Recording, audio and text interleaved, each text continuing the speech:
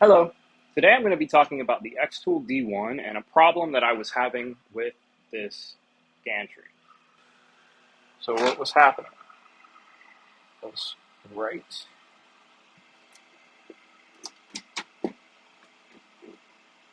there. You can see that little screw head right in the center. So what I was having to do was I had to pull that down and tighten it because it was actually riding up against the top, and you can see there where it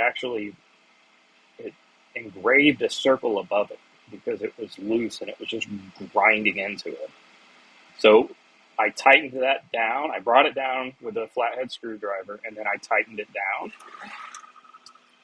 And as soon as I tightened it down, then this was the next image that I ran. And you can see that it's just fantastic looking compared to what I had before. Very clean edges and no issues at all. All right, that's it. Thanks for checking out my video, and hopefully this helped you out. Have a great night.